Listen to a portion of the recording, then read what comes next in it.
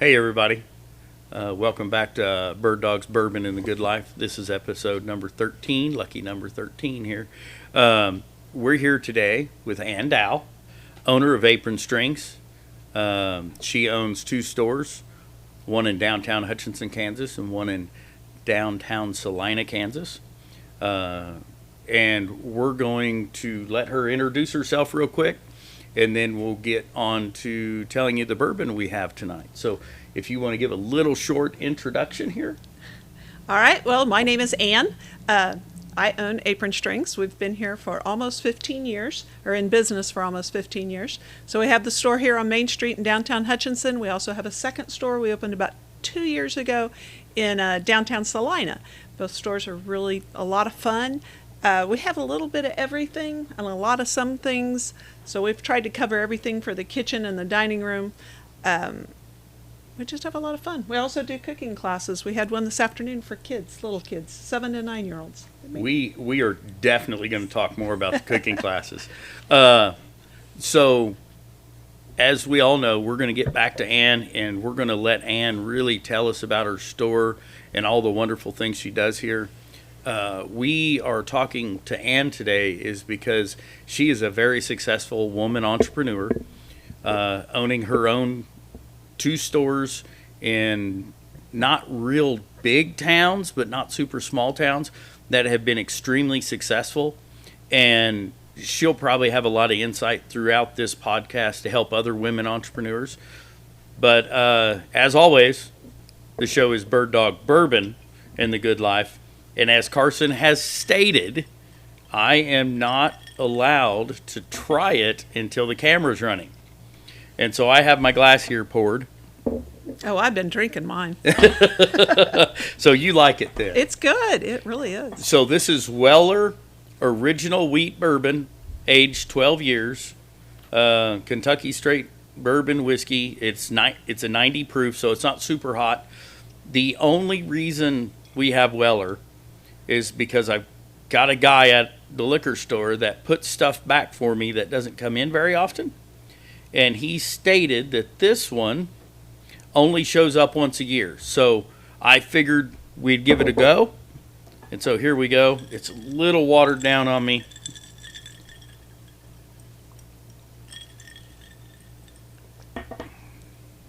It's pretty smooth. Yeah, it is.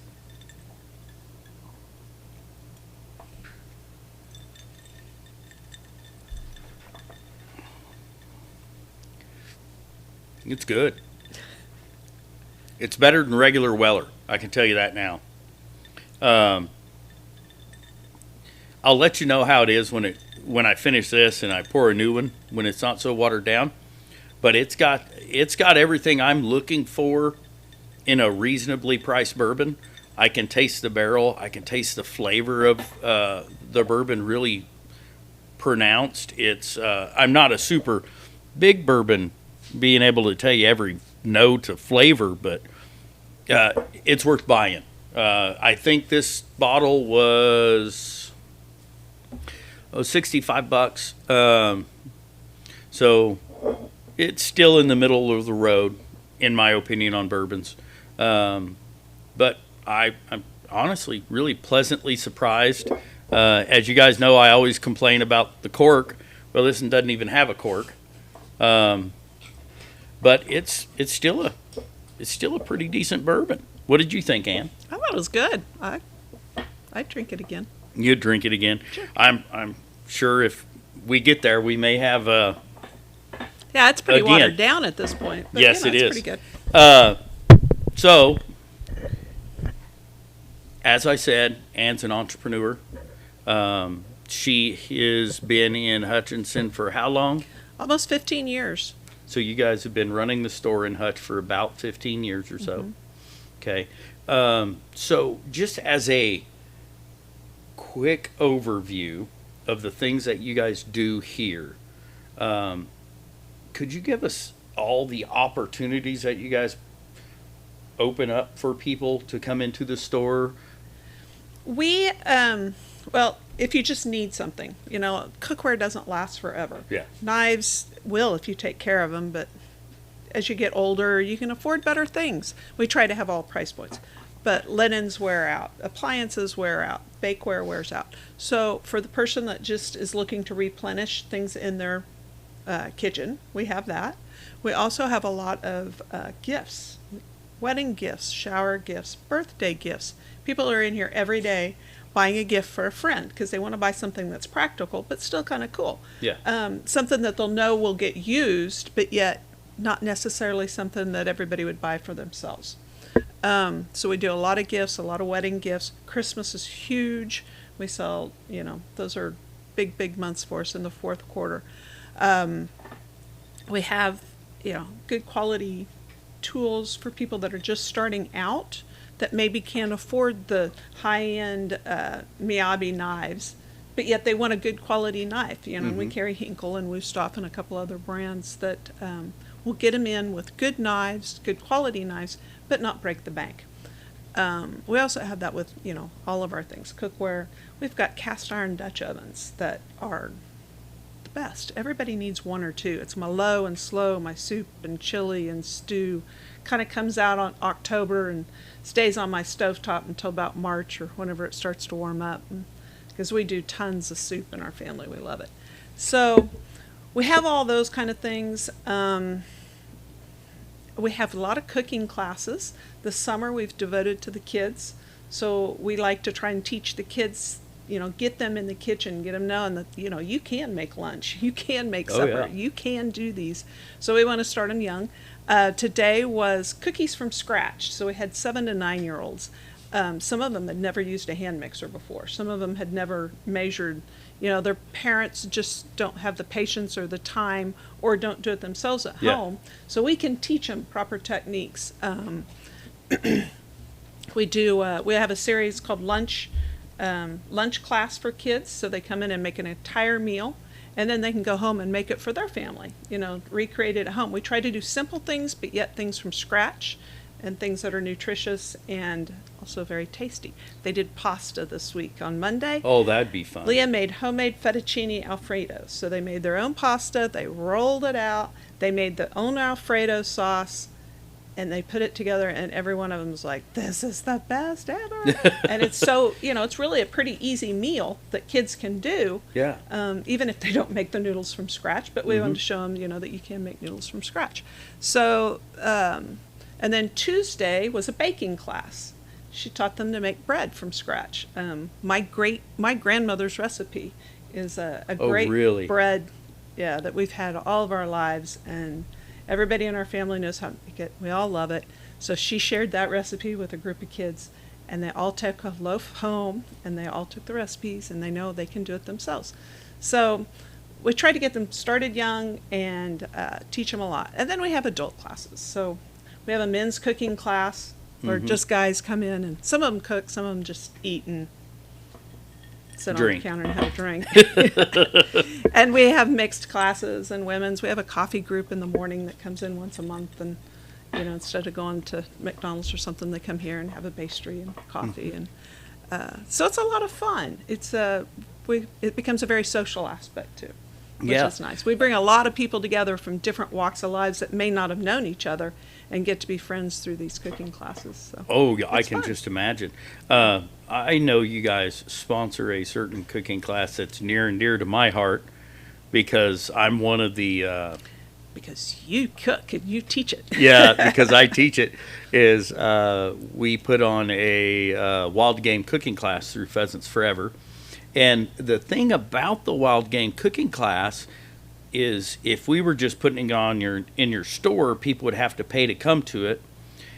And you guys give that away to us at our banquet for us to sell those cooking classes.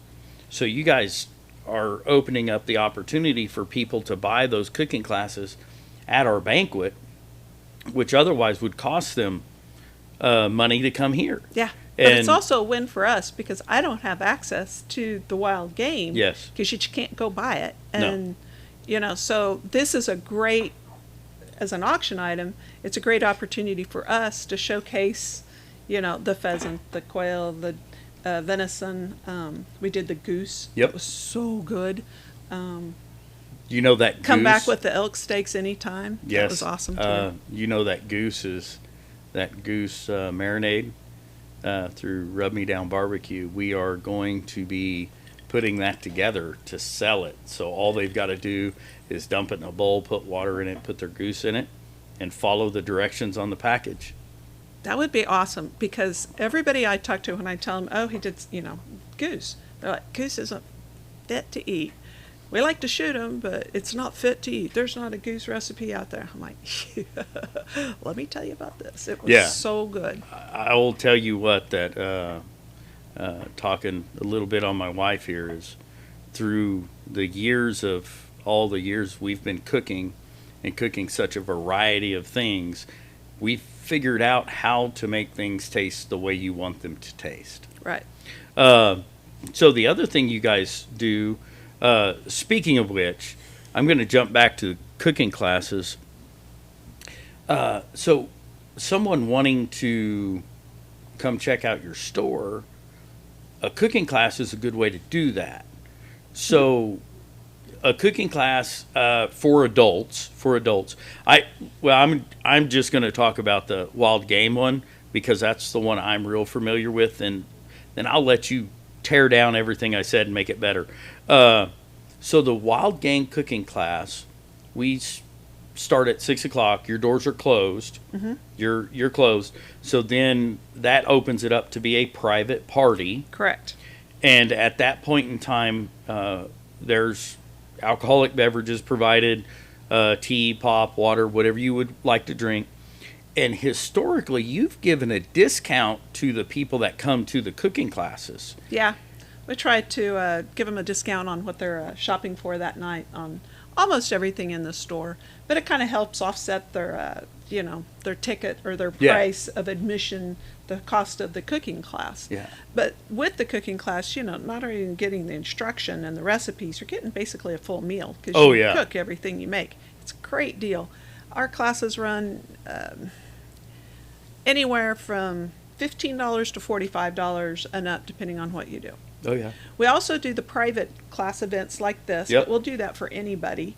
So as long as you have 6 or 8 people or more in your group, we can, pick your menu, pick your time, pick your friends, is what we say. Yeah. And we can set it up so that you have your own cooking class. And those have been really successful. And they're a lot of fun, because everybody in the class, they're all friends. And oh, yeah.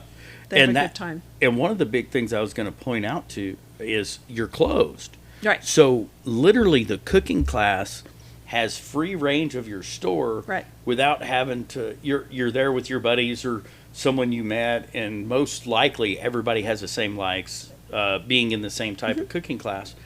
So you've got the whole store to just kind of wander around, and no pressure, no rush. Right. It's kind of a private shopping event too. Yeah. For say. So I think they're really good for people that are like, well, I don't really like going into a store when there's a bunch of people in my way.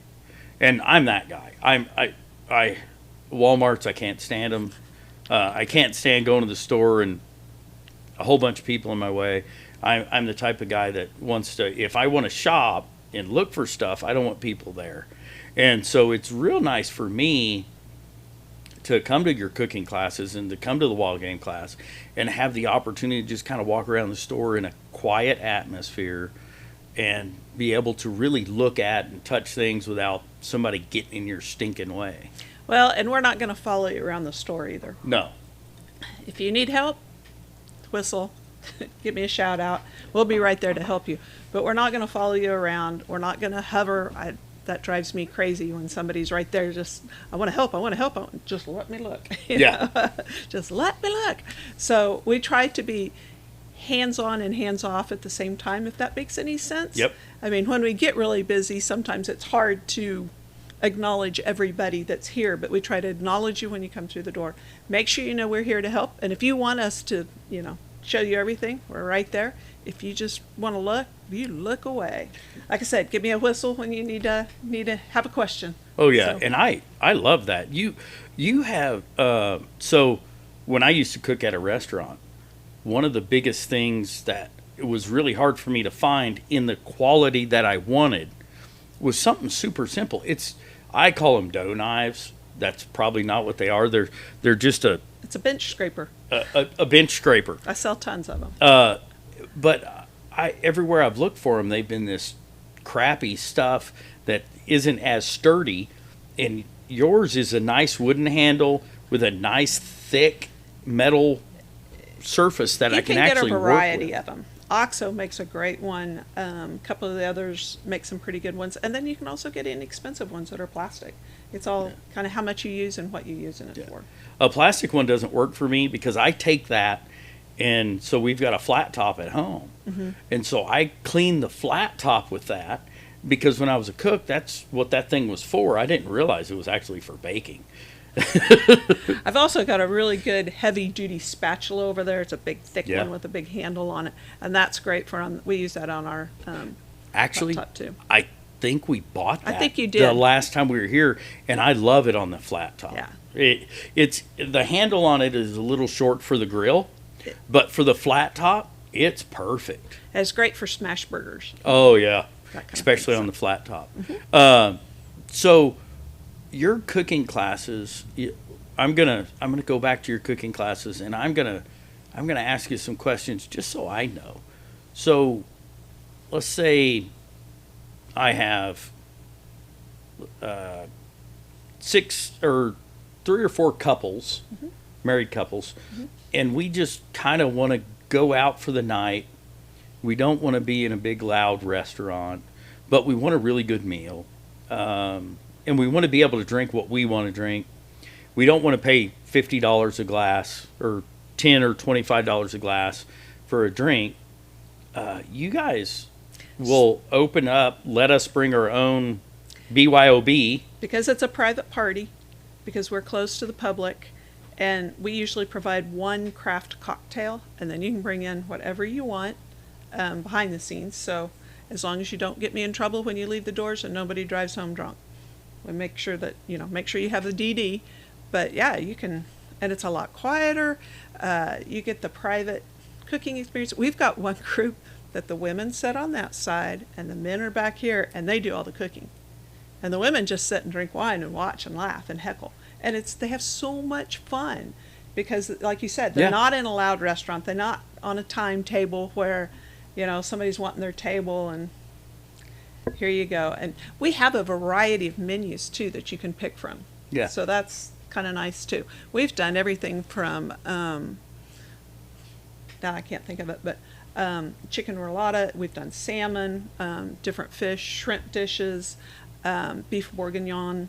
It can be as hands-on or as hands-off as you want it to be. It can be as technical to, pretty easy to.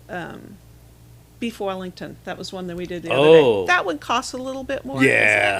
That tenderloin's a little expensive. Yeah. But that was a great class. And we did a pork Wellington, which brought the cost down, but it was still really good. Yeah, it would be. Yeah. So those have been fun. And I have some great instructors they have a good time and they're very knowledgeable. They are not chefs. They're not, my daughter was trained. She went to culinary school. But the other two, they're just great foodies, and they're very talented. So what you're saying is I could bring in a group. I'm going to talk about a big range of stuff, and then I'm going to let you fix what I screw up. So I could bring in X number of people. Mm-hmm. We could go from we come back here and cook mm-hmm. to we sit on the other side, mm-hmm. and we have a private chef, cook, mm-hmm. however you want to look at it, cook for us mm-hmm. the whole time, mm-hmm. and we just enjoy our evening. Mm-hmm. So you can go from being fully engaged mm-hmm. to just sitting back and enjoying watching someone cook, mm-hmm. letting them teach you how to cook it, and you don't have to cook it, to all the way to they just cook it for you and you just watch and enjoy yourself. Oh, and we do the dishes. Oh, they do the dishes. They're sold. Yeah. So that is definitely something I think people should look into. Yeah, we're about as busy with those as we.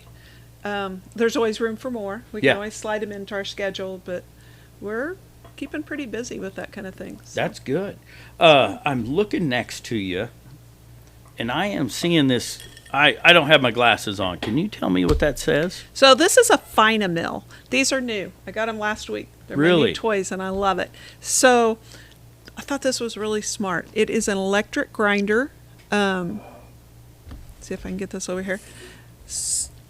One hand, battery operated, and it's got pods. So I'm going to push down, switch my pods, grind salt,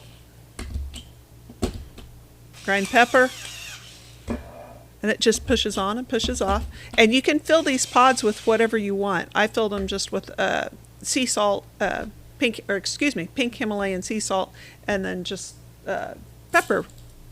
peppercorns. But you can put all sorts of different things in here. It's a ceramic grind, so it's going to grind you really hard from your flax seeds to your allspice, and you can get more of these. Yeah, and I'm going to jump in. So a ceramic grinder. So anymore, when you buy a grinder, you're getting a plastic grinder. A lot of them are. If they're cheap, they're usually plastic. Yeah. These are ceramic, which also means that it's not going to corrode. So if you put salt in here, it's not going to corrode like a metal one will, and that's how you can fill them with anything. Ceramic, and you can adjust the grind to really coarse to really fine. So how do you do that? You twist this right here. Hold that up. So maybe. So yeah. So you're just going to turn the bottom down. Turn here that on the little grind. bottom to adjust. That's pretty I neat. like mine pretty coarse. I want to Yeah. be able to taste it. Yep. So that's why I like mine pretty coarse. But and it's got a light, so I can see what I'm doing. So it's really handy. If I'm stirring something, I can just grind it in, keep going. I don't have to stop and do a two-handed thing. Or I also have a pinch pods. But what I find is if I've got something on my hand, I pinch and then it doesn't come off, and then I'm trying to wipe, and then I'm trying to get it off. And then you're putting the stuff that was on your hand in the pinch bowl too. Yes. So this is just a lot cleaner. What I pretty like easy. about that is a lot of the stuff that I do is I have one hand that's messing with the raw meat. Right. And then I'm like, okay, well, if I've got the hand grinder, then I'm Got it putting dirty. the blood, and especially if you're dealing with chicken or any kind of poultry at all, or duck or goose, or that would be really handy. And the best, there's a little thumb thing there too. Yeah, it's just you push right here, and that's how it grinds. Yeah.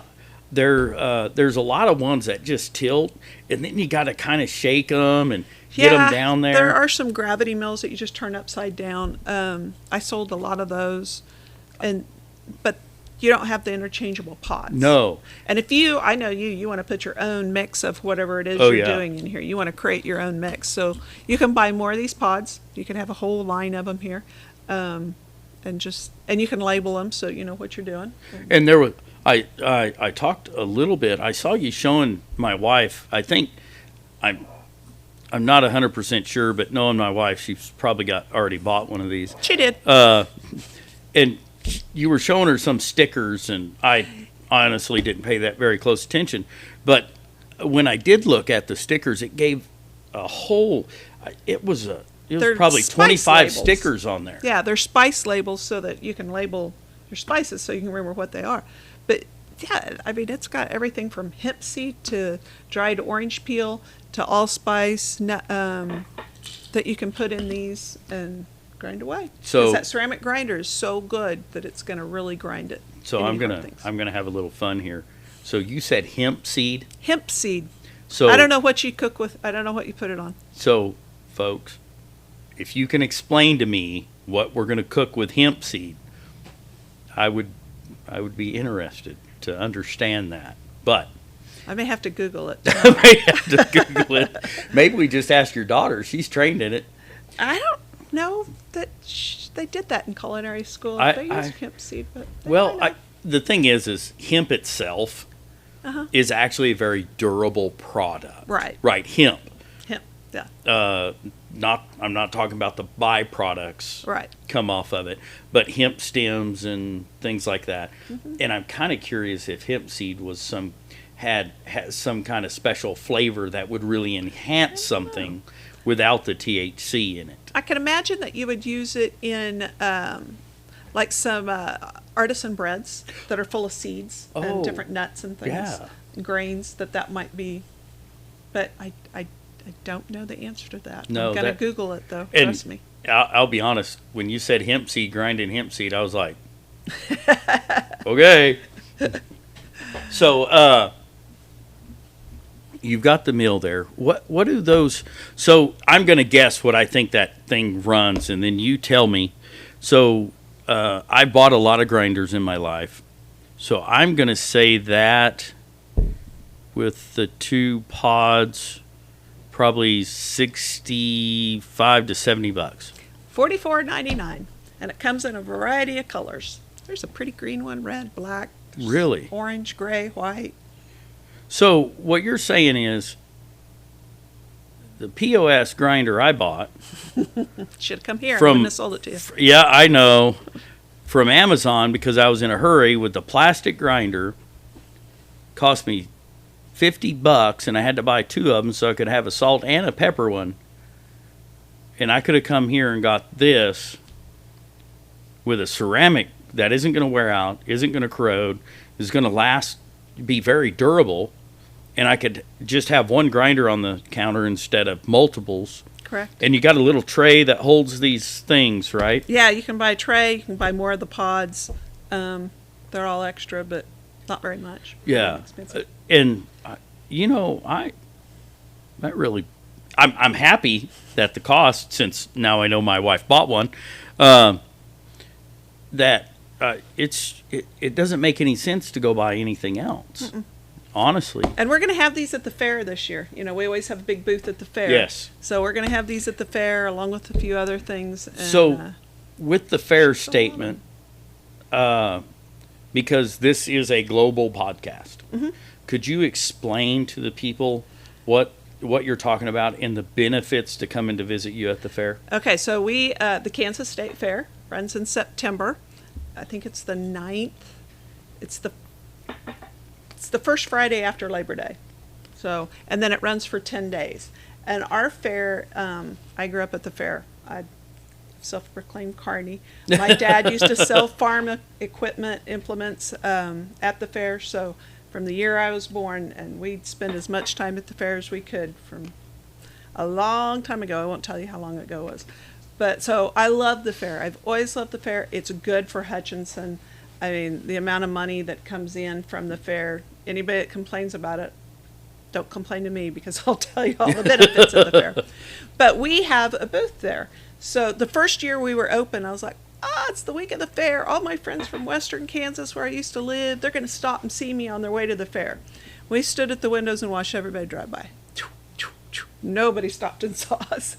I said, next year we're going to be at the fair. Yeah. We're going to have a booth. And I figured if it's just advertising, I mean, if I sell enough, To pay for the booths. that was my goal. Yeah. You know, if I could sell enough to pay for my booth in 10 days, I was going to be ecstatic because I looked at it as advertising. I can talk to you. Hey, go down and see us at the store. Hey, did you know about our store? Blah, blah, blah.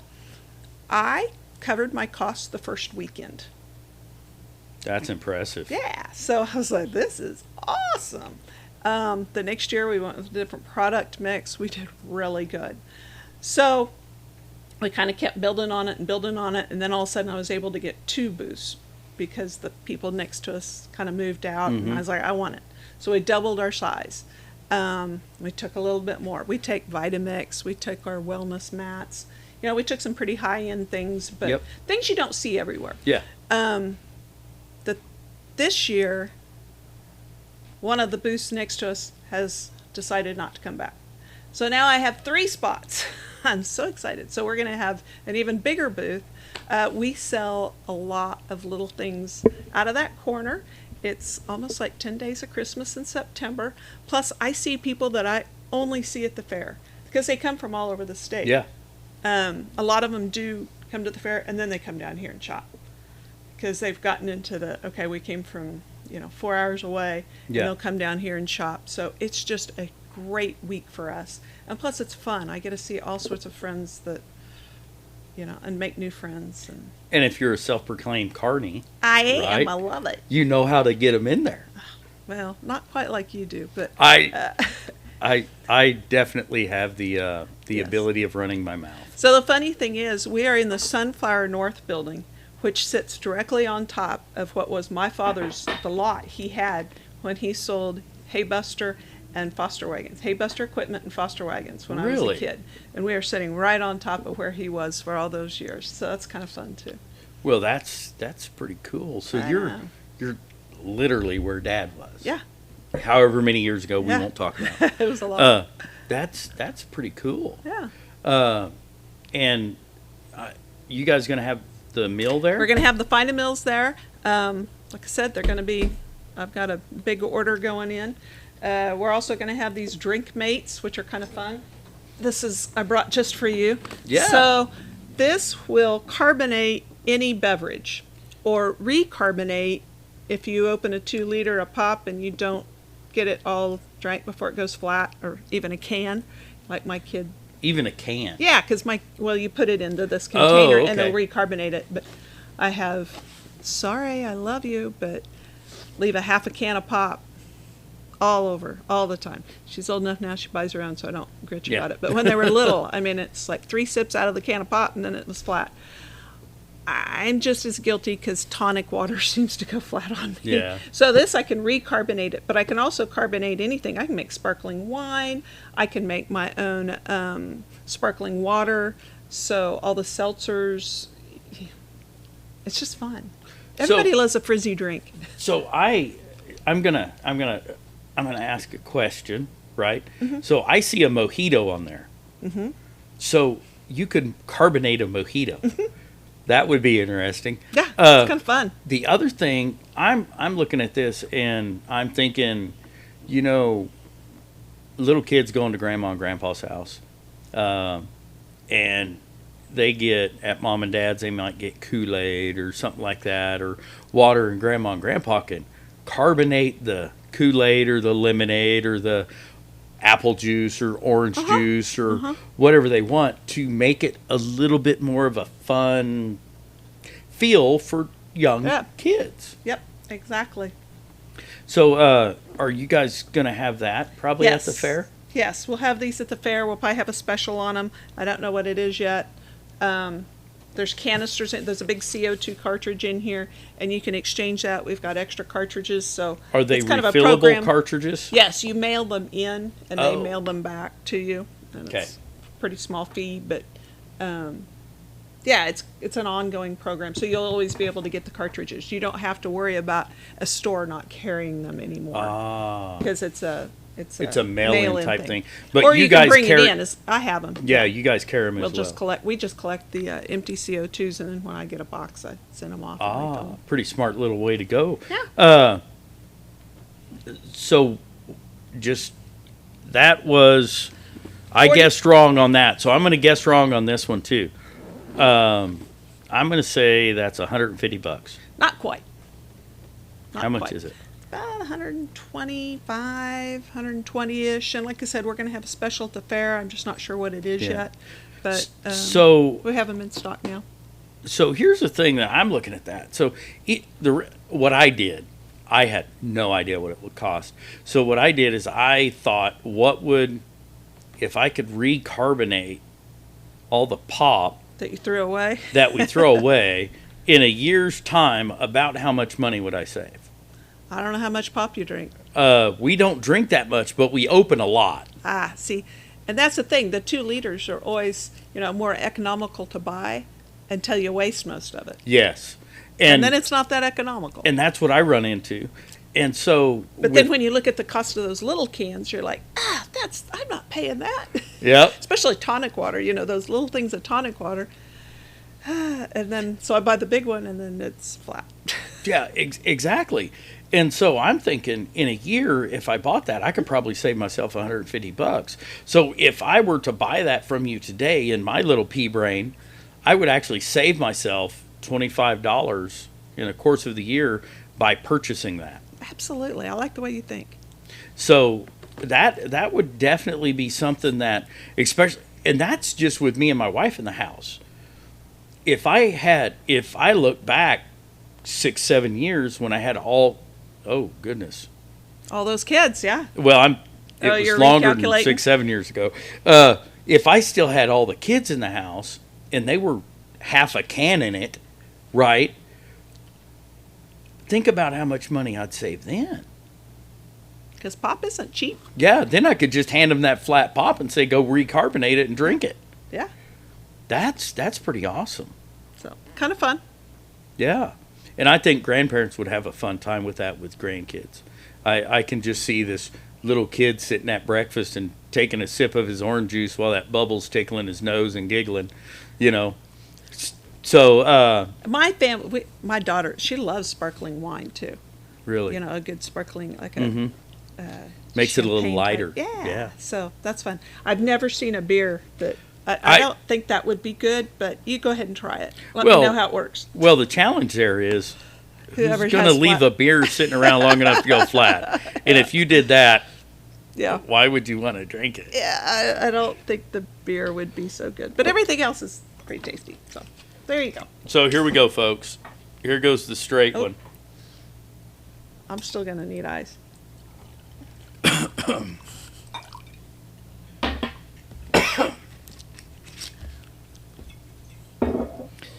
Well, let's find out how it is warm.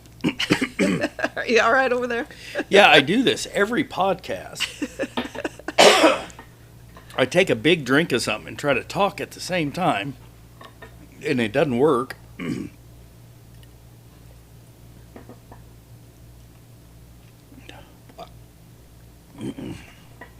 That's good. It's really smooth. The water took away quite a bit of the flavor of it. That's a lot better than I thought it would be. I'm not going to dwell on that very long, though. So, do you want some more ice real quick? Yeah, at some point. Okay, we're back from our ice break. Again, the Weller's 12-year, super smooth. It did not need the ice. I personally wanted some ice, but it's super, super smooth. Man, it's good. It's pretty You good. still think it's good? Yeah, it really is. Even not watered down. Yeah. I put a lot of ice in it because I have a tendency, if I don't put ice in it, then I maybe drink more than I should, and I'm trying not to do that so much like I used to. So back to what I was going to say, I ask everybody that I know is an outdoorsy person 2 questions. And I ask them without giving them any warning. So the first question is, what is your funniest hunting or fishing story or outdoor story?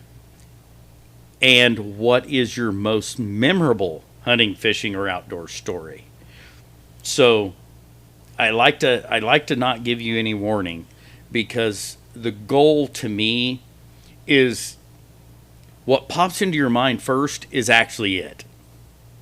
So that's kind of why I don't give anybody any warning. But if they watch the podcast, they've got, this will be 13 warnings out there that it's going to happen. My funniest. Funniest, you can do them in any order you want to. But the reason I ask the funniest is I love to laugh. Laughing to me is the most contagious thing in the world. And so, Okay, well, the funniest and the most memorable are probably the same because it was pretty crazy. So a couple of years ago, my husband and I were fortunate enough that we were invited to go to a fishing lodge in Fish Creek, Alaska, or King Salmon, Alaska. oh, that's, I've been to Fish Creek, and that's in Wisconsin. But King Salmon, Alaska. And we went to the Orvis Fishing Lodge of the Year okay. for a week. Trip of a lifetime. Most incredible thing I've ever done. All guided.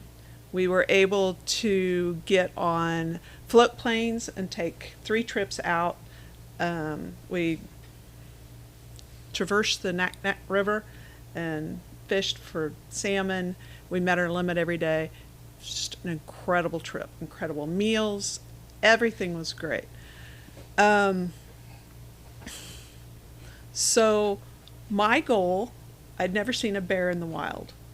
And I said, all I want to do is see a bear in the wild. If I see a bear in the wild, my life will be complete. So hold on. You're going to Alaska and you're like, hey, point me in the direction of the biggest thing that wants to eat me. Yeah. Okay. Fair enough. So actually, the very first day we went to, we saw so many bear that week, it was crazy. They were just everywhere, and it was so cool. But like the third day we were there, we took a float plane up into the tundra, and then we hiked down. We were hiking down to a little stream river to fish for trout. And it was, we hiked and hiked through the trouble, all our stuff. We hiked down there, and we fished, and we dolly llamas. We caught lots of dollies. We caught trout. We caught all sorts of things, and it was beautiful, and it was the most incredible thing. So we're fishing, and there's like 4 of us in our group and 2 guides, and on the other side of the river, here comes a bear, and he was a big bear. And we're like, the guides are like, all right, let's back up. He's looking at us, if he wants to, we're just going to drop, if he starts to come over, just drop your rods, and we're not going to, hey bear, because what she said, they all had their bear spray. Anyway, he kind of disappears, and he's nonchalant, and we go on fishing, and we're like, he's on the other side. Well, we've got this kind of a round area where we're fishing, and all of a sudden we look up, he has crossed the river, and he's coming our side, and he's coming back around. And the guys are like, all right, let's get out of the water. We're bugging out. And I'm like, hey, look, it's a bear. And they've got this video. Hey, Ann, what do you think? It's a bear in the wild. We laughed. He kept coming, so we left very fastly. Not very fast, but we decided we're done. The guys were like, you're done. So that was probably the most memorable. The funniest was we were fishing down on the river. We'd taken the boats down, and we were on the side of the bank, and this was on the Naknek, so it's a bigger, and that was salmon fishing. Naknek's a river. Yes. Okay. So we're fishing, and the salmon are running, and we're wheeling them in, and we've got this little rock area where we're just throwing them in after we catch them. And the boat's down there, the fish are here, we're here, the guide's over there. All of a sudden, I look up, and there's a bear and her 2 babies, 2 cubs, and they're wanting our fish. Oh, goodness gracious. And I'm like, hey, Mike, because my husband's in between me and the bear and the fish, and our guide's like, oh my God, he's just like, he'd left his bear spray in the boat, so he didn't have his bear spray on him. He's like, so they have the bear dog with them though, and the dog, he runs them off, and they run off. And so our guide's like, all right, if they come in, you go in the water, get in the water, and let the bear have the fish, and blah, blah, blah. I'm going to run back and get the bear spray. He runs back, gets the bear spray. Well, then he's got to figure out he's got to test it. Well, he tested it, and he sprayed himself. And I'm just laughing. And I mean, we've worked our way back, and now we're in between our fish are here, Mike's here, the boat's down there. I'm kind of working my way back down, and I look up, and the bear's back. I'm like, hey, Mike. And it growled at him. He's like, okay, we're out of here. I can outrun him. The thing about getting chased Not the bear, I can outrun Yeah, I was about to say, the thing about getting chased by a bear is you only have to be faster than the slowest person. Anyway, it was such an incredible trip. Fishing Alaska was amazing. I'd go back in a heartbeat. I need to win the lottery probably, but it was so cool. So part of the reason you guys had the opportunity to do that is your husband is a pilot. He is. And he was able to get you guys there. And very generous man. Yes. That took us along. And it was, he had to have the pilot up there because it's pretty remote. And what were we going to do? Sit in the airport? There was no accommodations other than this, because it was, way out there. Yeah. But it was kind of a bonus for working for him for 20 years, and it was an incredible trip. 20 years, that's Almost a 20 years stint. he's worked for him, so yeah, That's a stint, a pretty reliable guy your husband is. he is. He's a steady Eddie. Yeah. We've been married 27, so. So so we were talking a little bit before the podcast that job is demanding, Yes. very demanding. And you are an independent enough person to be able to understand the requirements of that job. Yeah, because it's, it's 7 days a week sometimes. Sometimes it's not. We have a saying in our house, and we have ever since the kids were born. When my daughter was born, he actually worked for Life Watch, which was, you got 15 minutes to be at the airport and be in the airplane. So, it's just all we've ever known. So we have a saying called Semper Gumby, always flexible. Ah. And it's just what you've got to do, because you never know. It's hard to plan. If I'm going to plan something, this is planned. So I try to really pick the very important things and say, you will be here for this, and not just willy-nilly it. Because he'll be home for a week at a time, and then he'll be gone for a week. Or like this morning, he got a phone call at 6:30 this morning and said, how fast can you be in Kansas City? So he was in Kansas City by 9 o'clock. Yeah. Yeah. And then he went to Dallas. Yeah. And then he came back. So, it's just, you just never know. But it's a good career, though. It's a great career. It's provided us with a lot of opportunities that we probably wouldn't have had otherwise. We have two great kids that understand flexibility, and also understand that, we got to take care of ourselves. Yeah. And that's what we do. So, as a woman entrepreneur, right, I think you're touching on something a lot of women in business need to understand, is flexibility.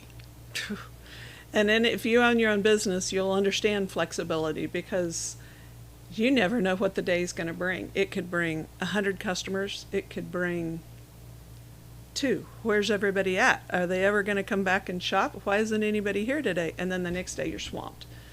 If I could ever figure out that, I'd be rich. When to close and when to be open, and what hours to be here, and everything else. Yeah.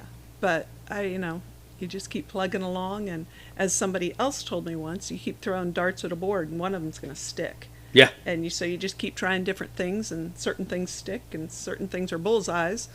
Certain things go off the board, but you just keep trying. And we opened a store in Wichita many years ago. We were open for 2 years. Our lease was up. We were going to have to move. It was, I started looking at rent rates on Rock Road and Ridge Road and different places, and I was like, oh my gosh, Yeah. I would have never slept at night. And so and then I still hear, well, I'm sorry it didn't work. It worked just fine. It taught you something. It taught me a lot. It worked just fine. It didn't fail. It was just not in the right spot at the right time to make it profitable enough to keep going. Because it was also stressing me out. It just wasn't quite the right timing. It wasn't the right fit. Wasn't the right fit. The place we were, it just wasn't quite the right store. So anyway, I still hear that. Oh, I'm sorry it failed. Well, it didn't fail. It just did something. We just decided to go a different route. So we had this store. We opened a store in Dodge City just during the holidays. So third quarter, fourth quarter, 3 months a year in the mall, pop-up store. Figure they can do it with cheese and sausage. We can do it with kitchen stuff. So we opened out there. We did that for 3 years, and then COVID hit, and I was like, well, I can't go out now. The mall's not even open. And it made money. It was great. It was great for the friends I had out there. And people still are like, well, I wish you'd do that again. But Salina was kind of a game changer. because they came to us and they're like, we're going to make you an offer you can't refuse. We want you downtown. What's it going to take? And I was like, nope, nope, nope, don't anything to do with it. Nope, nope, nope, nope. All right, fine. What do you got? I listened to it because it was like, well, you need to at least be polite and hear what they have to say. I'm like, okay, I'll be polite. And then I was like, oh, well, Maybe so. maybe. And we got to looking at it and putting the pencil to the paper and talking about it and negotiating some things back and forth. And it's been a really good fit. I've got a great manager up there. It's only an hour away, which Dodge City was an hour and 45. And they don't have quite the pull base there that Salina does. Dodge City's a different environment. It is. It is. So, we bit that off, and boy, it's done really well for us. We're really happy up there. Good. I probably should have done a little bigger store, but it's better to start out small and grow than to. The opportunity is always there to grow. Right. So, Right. one of the things you said is,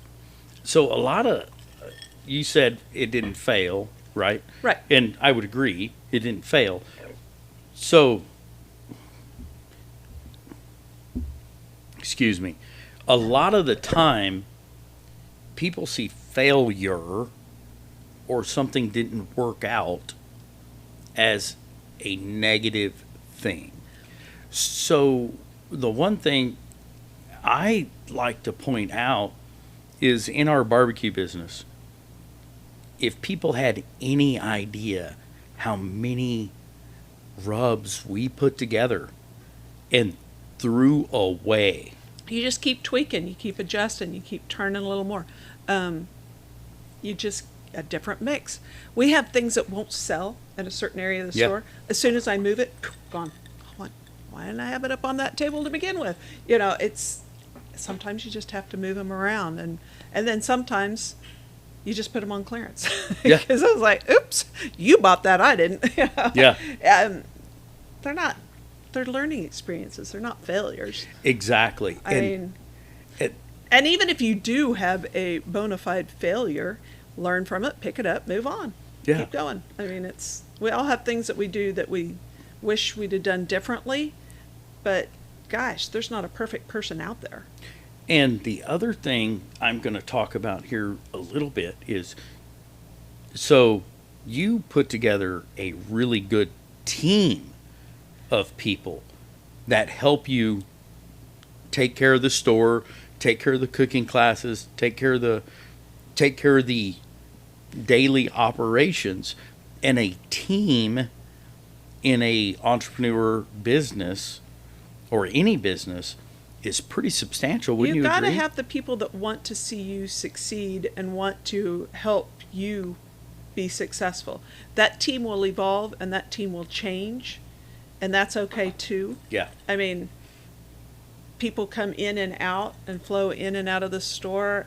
There's a lot of people that have helped us be successful. Not all of them still work here, but it's kind of ebbed and flowed. Some of them have left, some of them come back. Yeah. And it's, that team evolves. So we have hired, I don't know how many employees over the years. I always try to have a kid or two that I can abuse. I've got a high school girl right now that I've known since before she was born, and she's my little minion that I know.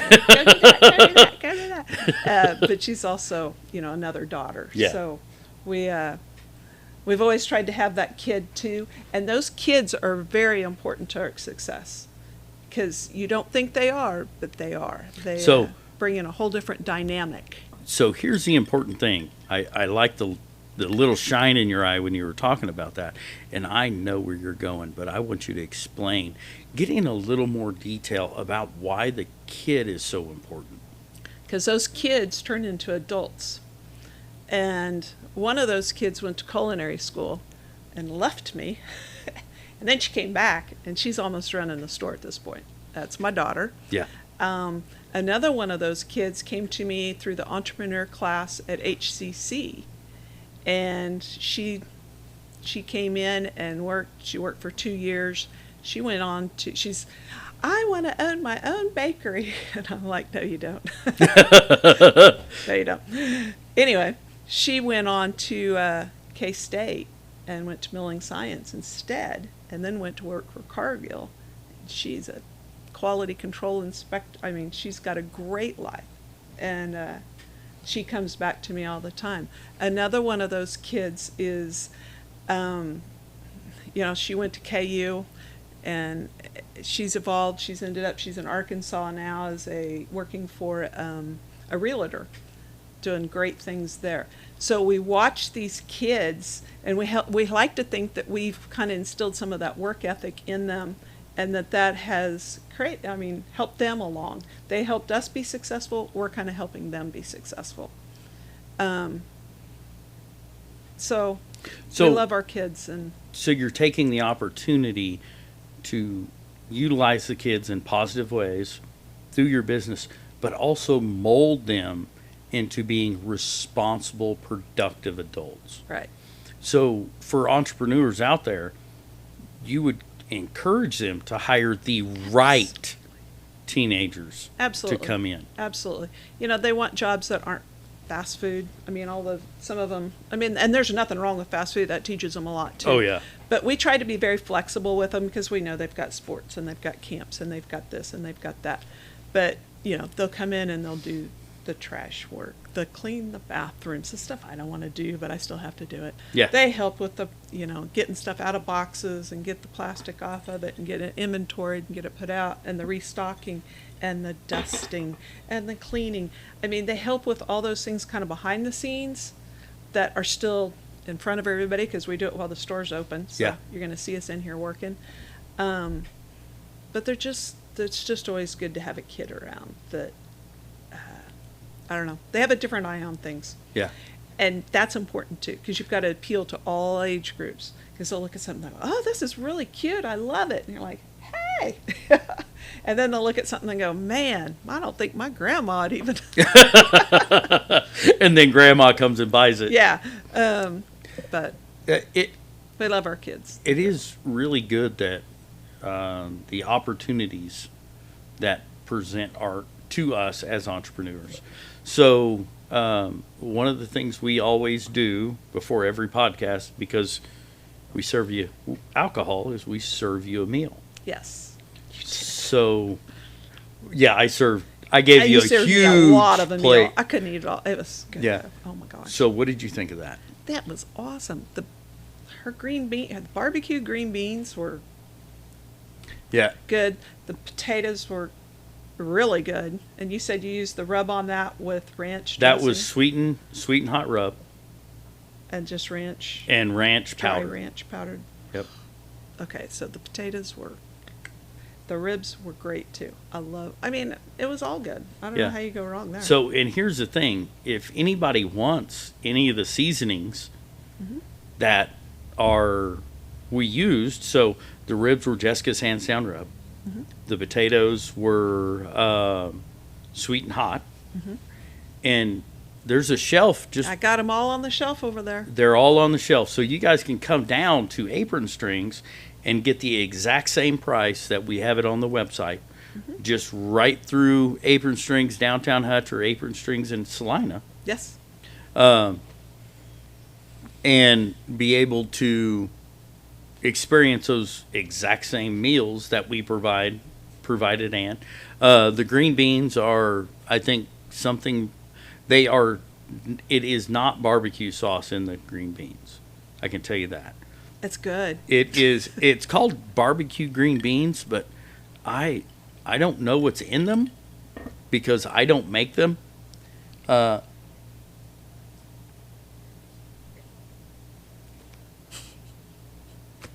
know there's bacon in there. Oh yeah, there was bacon. I could taste So it. That was good. So if you couldn't tell by me pulling my earmuff off here, my wife was telling me there's bacon in there. Bacon makes everything better. Bacon makes the world go round. But there's bacon in there and some other stuff. But those green beans are scary good. They are good. So I'm kind of sitting here. One of the things I like to do is look around because I got like adult ADHD and I can't focus on one thing more than 2 seconds. So other than what you showed us here, well, while I'm talking to you here, I can see a knife rack right there. And I see ceramic knives, maybe. Hold on. We carry, yeah, put your glasses on. So we carry everything from Miyabi, Damascus, high-end knives that will run you, upwards of $400 for an 8-inch chef knife, down to So real quick. inexpensive Xylus knives that are $60 for a set. So real quick, I know what Damascus is. Okay. There's a lot of people out there that would hear Damascus and say, why is that knife so expensive? It's a Japanese knife. They're water etched. They're etched on the knife. They're just beautiful. The handles are carved. It's just it's a top shelf knife. I have a lot of different knives, and Yes. I like knives, and I like a good sharp knife that's going to stay sharp. So they're fun. That's why her husband is so nice. She likes knives. I So like knives. he's like, yes, honey, I'll do it now, honey. Yeah. Whatever you want, honey. No, he So a Damascus steel knife is it's a Japanese fine edge knife. yes, and They're handcrafted, so it takes more time going into Oh, it. yeah. It's just the steel is formed in a way that is constantly folded and folded and folded and formed into the given shape, which creates a knife that is stronger. So if you see these samurai swords and things like, if you find a Damascus samurai sword, the reason they did that way is because they would not break, and they'll hold their edge longer and everything else. So until 2 minutes ago, when she said Damascus knife, I didn't know she had Damascus steel chef knives. And I'm extremely interested right now because that knife might cost you, let's say it costs you $600. I don't know what it costs, but let's say it costs $600. That knife I can guarantee you, that Damascus steel knife will last you your lifetime, your kids' lifetime, as long and as you your take care of it. well, yeah, as long as you take care of it, don't stab it in the dirt and the outside. And actually, Damascus steel would hold up better if you put it in the dirt and left it there than today's standard stainless steel knife. So, Oh yeah, we've got. I can sell you a $5.99 knife. That is what it is. But there's a lot of different knives out there.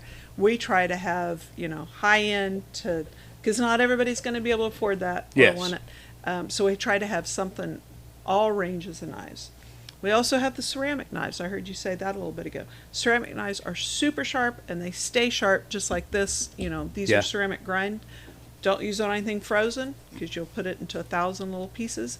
And don't try to pry with it because they will snap. They will break. But for a knife that you don't want to dull, it's super sharp. It'll draw blood for years. so this is something I didn't know. So don't use it on something frozen. No, if you Explain that further. that extreme temperature, it's too brittle. Oh. And I'll put it in lots of little itty bitty pieces. So if I took a ceramic knife, so if I took a steel knife and cut on this, I'm gonna dull. Oh yeah. I'm gonna dull the 'Cause you're knife going to take pretty those little quick. teeth and you're going to roll them. Yeah. Every knife edge has little itty bitty, and then you're going to roll them, and you're just going to roll that edge, and it's going to dull it. So you don't want to use anything hard. You want to use a bamboo, a wooden, a plastic, Epicurean, a cutting board that's got a little bit of give to it. Because So- otherwise you're dulling your knife. So do you provide those cutting boards? Yeah, I got lots of them over there. You got lots of cutting boards over there. Yeah. Lean in. Yeah, I can see those. So your cutting boards, I see there's a little groove on there too. Are there certain kind of cutting boards you need for certain kind of applications? Like, let's say the difference between fruits, vegetables, and meat. Well, a lot of people will have a different cutting board for poultry, for vegetables, so that you're not cross-contaminating. The ones over there that you saw with the groove, that's when you're doing something really juicy, like Like a smoking hot brisket. right, or a watermelon, Oh, yeah. or a lot of tomatoes if you're making like pico or something, and you've got all this juice. That way it won't run all over your counter. And you can still dump it back in the pot. Right. Turkey. Oh, yeah. Turkey, you slice into a good turkey. My turkeys are not dry. They're very juicy. And it'll, you'll have juice everywhere. So, yeah, that juice groove's very handy. Yeah. Yeah. Definitely. You guys have, I'm going to turn here because, We have everything for baking. We even have stuff for cocktails. So what I should have done for this, yeah. we've got these ice molds over there. They'll make a perfect round ball, or the big blocks. Oh, those are perfect. Right. So these little ices, it melts really fast. And Yeah. that's why our drinks have gotten so watered down. The more surface area, so if you have a round ball with just that one surface area, it's not going to melt as fast. So it's not going to water down your drink. We have a lot of those molds over there. And like I said, I should have made some today, and we had ice. I can tell you, I'd appreciated it.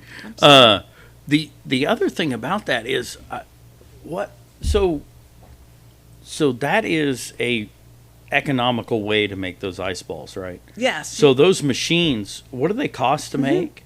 Those little ice balls? Ballpark it. Hundreds, if not thousands of dollars. Oh, really? Yeah. Just some to of make those electric stupid ice balls. Yeah. I mean, they're high end where I can, we've got little molds that'll make 2 or 4 at a time. You just pop them out and put them in a baggie or put them in a bowl and just keep making them so you have them on hand. Yeah. And they're $10. $10 Somewhere compared in that to price range. Yeah, we're ballparking. Yeah. It's not in front of us. Oh, yeah, those machines are, Ridiculous. I think they're, yeah. It's out of my budget for an ice ball. Yeah. Yeah. So I'd have to win the lottery for that kind of money. I've got a story on you a little bit. And I want you to tell the story because you and I were talking, and this is about and this is important to me, okay? How we raise our kids, okay? How we take care of our kids, the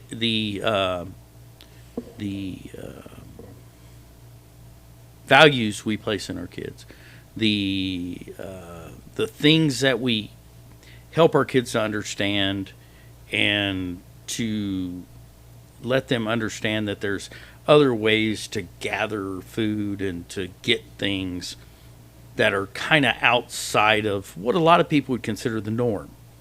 So, your son and some friends, Good kids. very good kids. I know your son. I adore him. I think he's a very polite young man. Not always. He is to me. And so he and his friends went frogging. There it is. She's like, oh, goodness. So he and his Yes. friends went frogging and brought a whole bunch of frogs home. So tell me that story real quick. They got into frogging last summer. Was it the summer before?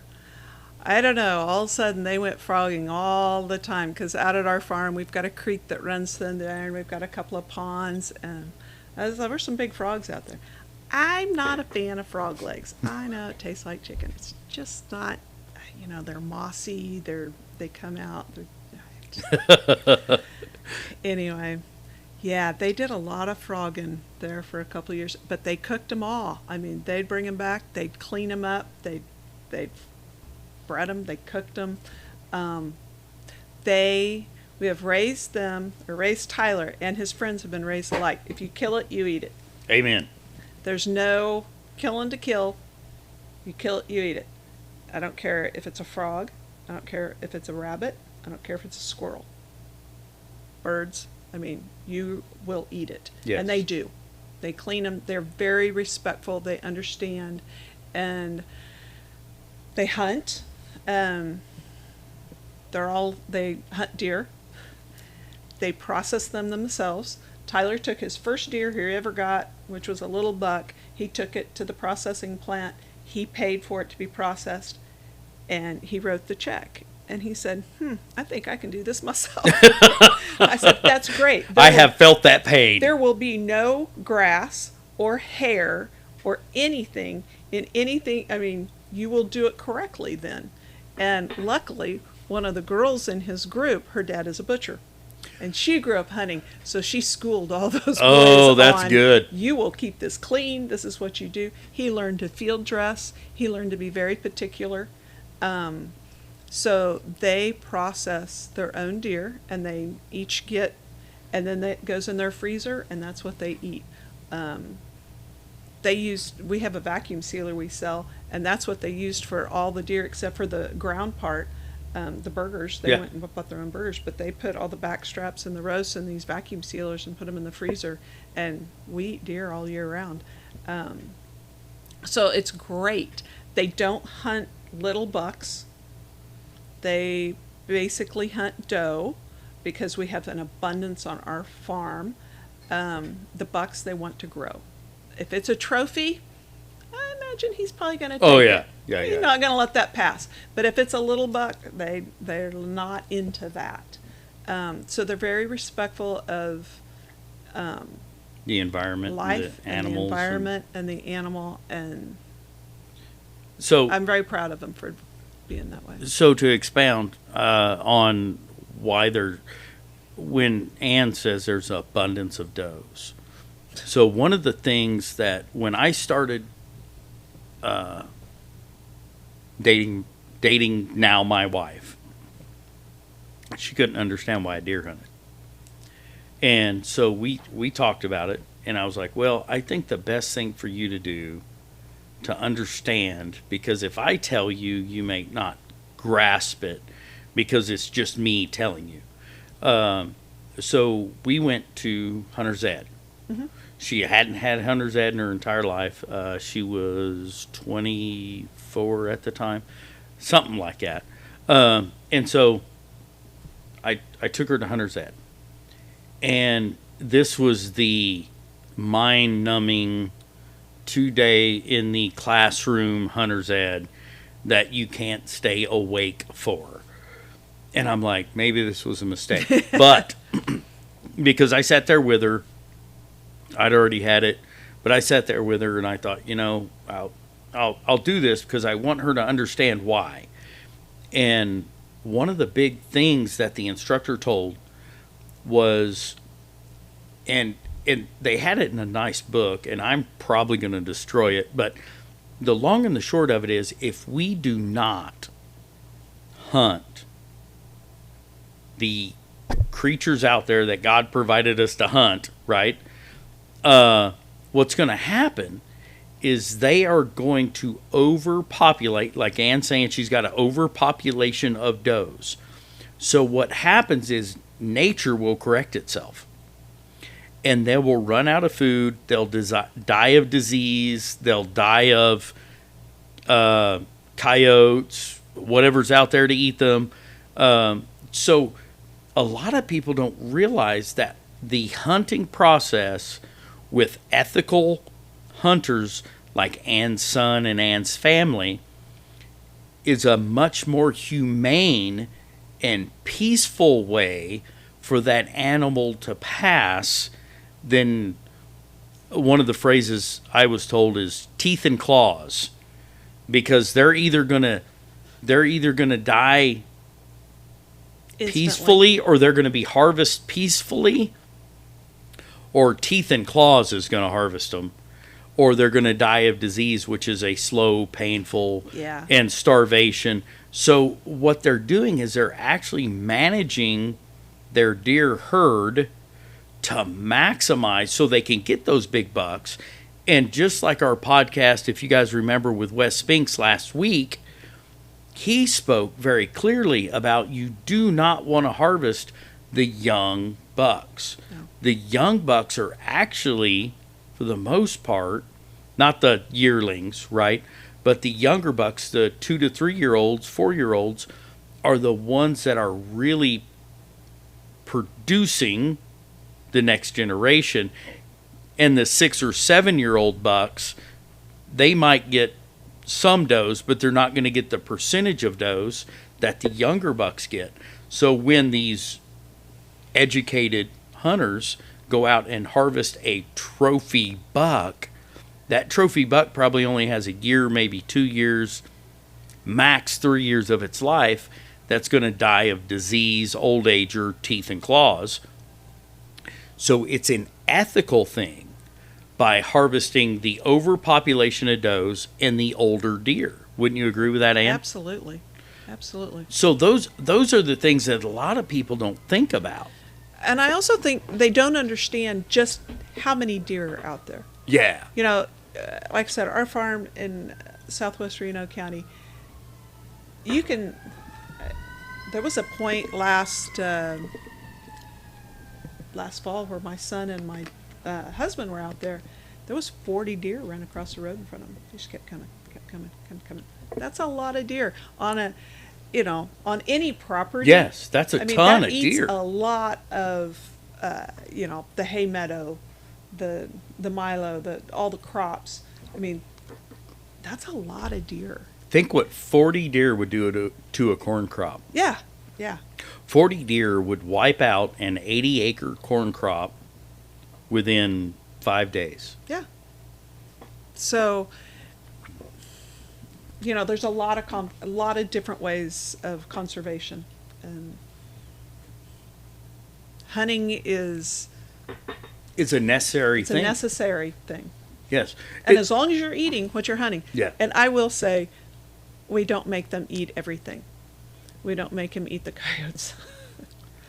Well, there's there's a all of a sudden I was like, oh, he said coyotes. Yeah, they do go coyote hunting. We don't make them eat that. yeah. There's a That's management thing there, though. Yeah. So, but the thing about a lot of things people don't understand is coyotes end up in the same situation. So, if you've got a really large herd of, or flock of, or population of, you have a huge population of rabbits, or you have a huge flock of turkeys, or you have a huge herd of deer, the coyote numbers will skyrocket. Oh yeah, and you know, and they're hard on our livestock. Yes. When we're calving, that's that's not a good thing. And then as the coyotes start wiping everything out, tooth and claw, then the coyotes die of a horrible disease. So when they go coyote hunting, this is the one thing that people don't understand, is when they go coyote hunting and they call a coyote in, a lot of the times it's a desperate coyote coming into that call because they're looking for food, because they could be diseased. They could be coming to their end of the life anyways. Mm-hmm. And they die of tooth and claw too. Yeah. So it's still humane to eliminate or harvest that creature to preserve the line of coyotes, because you have to have coyotes. You have to, for elimination of pests like mice and rats and possums and prairie dogs and all the things that would overtake a property and make it like, can you imagine your farm with a rat infestation? No, but we had prairie dogs. Yes. We used to army crawl up on the hill. I've got people. I followed my brother. That was probably one of the more memorable hunting things, because I'd follow my brothers when I was pretty small, and we'd army crawl up over the hill and at the prairie dogs. I can tell you this. I've got people that pay really good money to do that. Really good money. My grandfather eliminated prairie dogs from our pastures. That's probably a good thing. Yeah.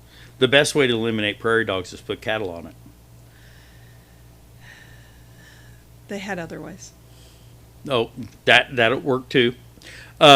So the point behind this conversation of hunting and harvesting and managing predators is coyotes are needed people don't realize how many rats and mice coyotes eat. It's amazing the numbers they eat. So coyotes have a purpose. Mm-hmm. Everything has a purpose. Yes, and so you don't want to completely decimate something in most cases. Now, the prairie dogs create a totally different situation. Not sure what their purpose is. Food for coyotes. All right. And hawks and owls and a lot of other things. Prairie dogs literally are food. Mm-hmm. That's what they are. They're food. Yep. They dig in the earth and they eat the worms and the things like that actually aerate the ground for production of food for cattle. So it's prairie dogs are food for predators. That's what they are, in my opinion. That works. So I don't know how well you guys can see the kitchen. Can they see the kitchen pretty good, Carson? Fairly decent. Believe it or not, Ann, we are approaching the 2-hour mark. We did good. Yeah.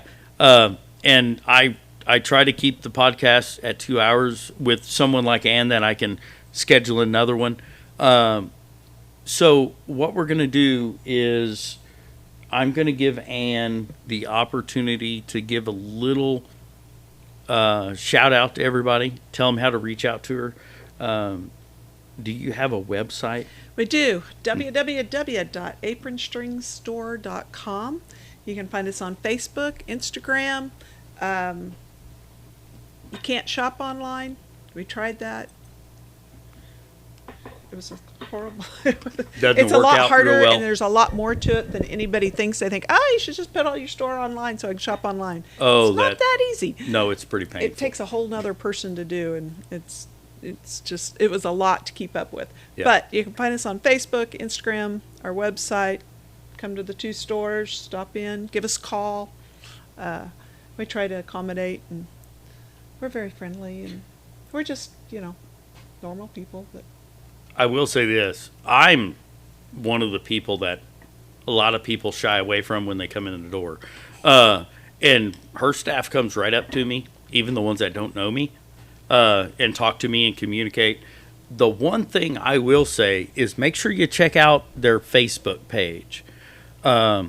They, about every other day or so, they will post a recipe for something. And I haven't seen one that wasn't very interesting and very good. we try to do a lot of different recipes and tips and different things. We also have an email that goes out twice a month that always has a good recipe and our favorite product and new products or products that you want to use with this recipe. So that does pretty good too.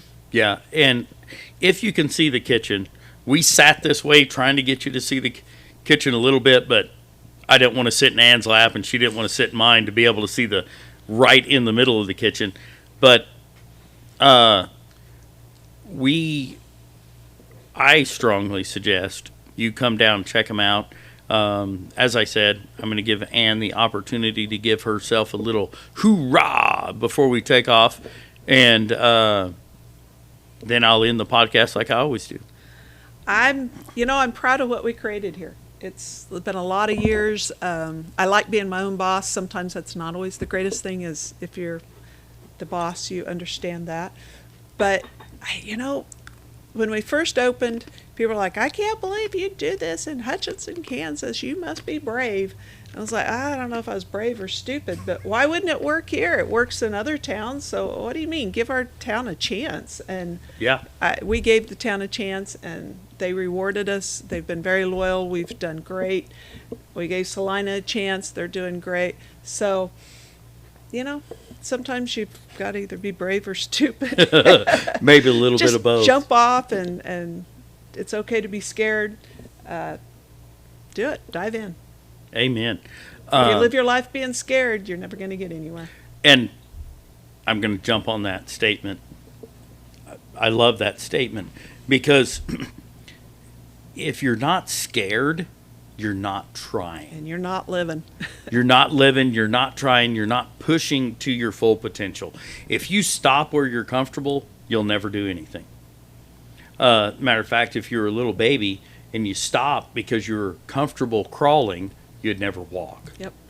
If you were comfortable walking, you'd never run.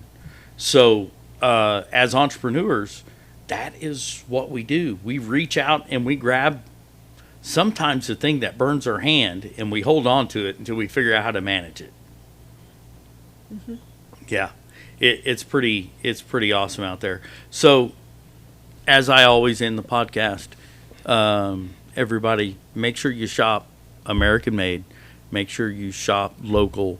Make sure you shop with people like Ann Dowell, a woman entrepreneur that has put her neck out there.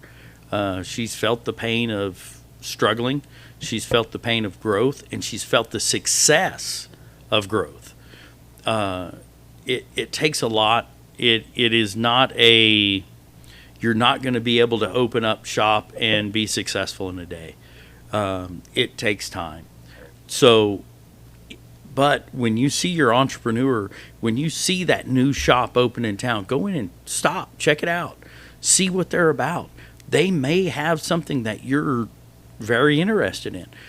And the good thing about it is, just like Ann, by shopping with her, you were opening up the opportunity. Like, her daughter went to culinary school. I don't know the details of that, but in some way, some shape, some form, by shopping with her, you help her daughter go to culinary school. In some way, some shape or form, you help her open up the opportunities for her son and daughter and grandkids someday, I pray, to be able to grow and understand morals of life and be able to be successful in life. So make sure you shop local, make sure you shop American made, and make sure you promote your local businesses. Because when your baseball team, your softball team, your organization comes asking for donations, the people giving you the donation are going to be your local mom and pop shop like Ann's, and not Walmart, Target, Dillon's, not those places, not your big chain stores, but your local mom and pop places. So again, shop local, shop in your hometown, support your local families, and you guys have a great time. We'll talk to you in a week. Have a good one.